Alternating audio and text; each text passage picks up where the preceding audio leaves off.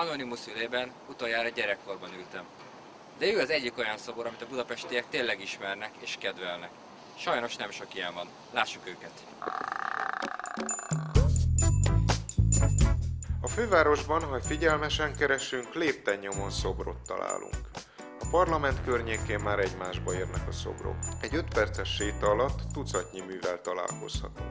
Rákóczival, hídról merengő Nagy Imrével, Dunába bámuló József Attilával, posztamensről szónokló Kovács Dezsővel és gótikus ívek között áldogáló Károly Mihályjal.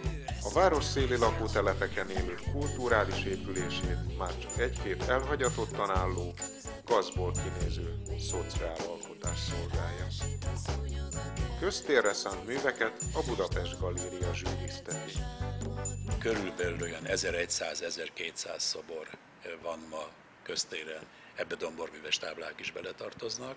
De a helyzetet bonyolítja, hogy nem mindent ők minősítenek. A millenniumra tervezett időkereket, sőt a nagy 56-os emlékművet sem ők zsűrizték, mert mindkettő állami beruházás volt.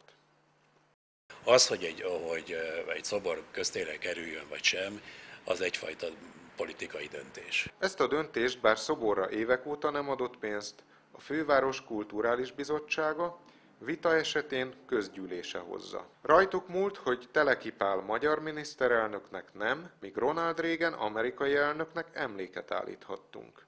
A 12. kerületben mind a Turul szobor, mind a holokauszt emlékmű körül már évek óta áll a bál. Nagy felelősség dönteni, hisz még az örök életűnek hitt eszmék és művek fölött is hamar eljárhat az idő. A történelem fintorairól Szakály Sándor történésszel a Szoborparkban beszélgetünk. Azok a nagyformátumú politikusok az utókor ítélete szerint, akik a győztesek oldalán fejeznek be különböző konfliktusokat, legyen az háború vagy belpolitikai csatározás. Úgy tűnik, hogy ez hosszú távon sem Osztyapenkó kapitánynak, sem Humbélának, sőt, még Leninnek sem sikerül. Lehet, hogy egyáltalán nem kéne politikai témájú szobrokat készíteni. A rendszerváltásig iszonyatos nagy deficit halmozódott föl. Gondolok itt mondjuk a II. Világháborúban meghaltak az 56-os hősökre. Sokkal több színesebb szobornak kellene állni Budapesten, ez azonban döntően a megrendelőkön múlik. De a megrendelők, mint tudjuk, sok esetben titokban saját maguknak állítanak szobrot. A megrendelők pedig legtöbbször valamilyen politikai irányhoz kötődő önkormányzatok vagy szervezetek. Hát ezért van, hogy az évente készülő 20-25 szobor majd mindegyike politikai témájú. Én ott látom a szoborkérdésben a gondot, ha a mindenkori állam határozza meg, hogy kinek legyen szobra és kinek állítsanak szobrot. Ez én véleményem az, hogy az lenne az igazi, ha olyan személyek kapnának szobrot, akik konszenzussal mindenki számára elfogadhatók. Én azt gondolom, hogy ha nagyon visszanyúlunk a múltba, akkor feltetőleg Árpád apánkat, vagy Szent Istvánt, vagy Hunyadi Mátyást, Hunyadi Jánost. És a kisgyereket megmentette ez a ilyenfajta kutya, a tűzoltók nem mentek be, és ő mente a kutya, és ő hozta ki a kisgyereket. Egy dog, vagy Hunyadi János? Lényeg, hogy kötődni lehessen hozzá.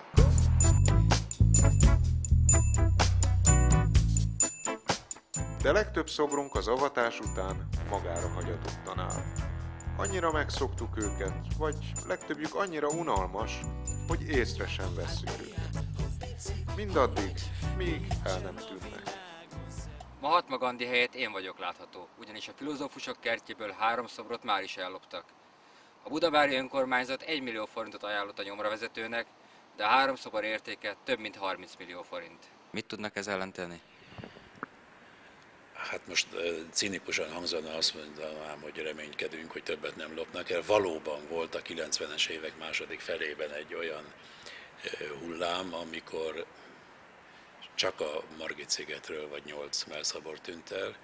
Bár a ligetből több mellszobrot is elloptak, ennek ellenére Ronald Reagan és Churchill szobra is ide, az esténként elhagyatott parkba került. Tán el akarták őket dugni. Bár el még nem lopták, szegény Churchillt már 5-ször öntötték le piros festékkel. Az azért elgondolkodtató, hogy a karakteres figuráról hogy tudtak ennyire semmit mondó portrét készíteni. De elég izgalmasak köztéri szobraink. A megrendelők egy része egyfajta előképeket követve, ha úgy tetszik, a 19. század végét vagy 20. század elejét próbálja viszont látni a saját maga által megrendelt műben. Még ma is a klasszikus mellszobor, mint alapegységben gondolkodunk, akkor ez így van. Igen, sok esetben így van. A világ már máshol tart. Izgalmas, színes, szürreális, elgondolkodtató, vagy dekoratív, játékos, humoros, polgárpukkasztó szobrokat tesznek köztereikre.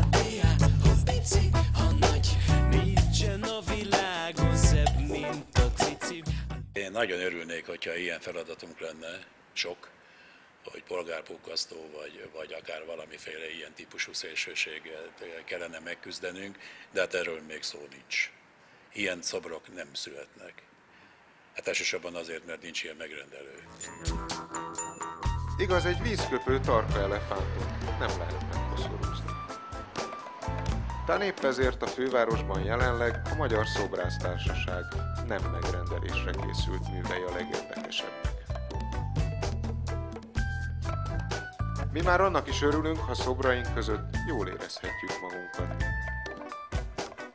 Hiszen ki szeret komor, nyomasztó emlékművek, mártír halált haló püspökök mellett üldögélni. Talán ezért van, hogy Budapesten még mindig a kis királylányoz, akit a magyarok és külföldiek egyaránt szeretnek.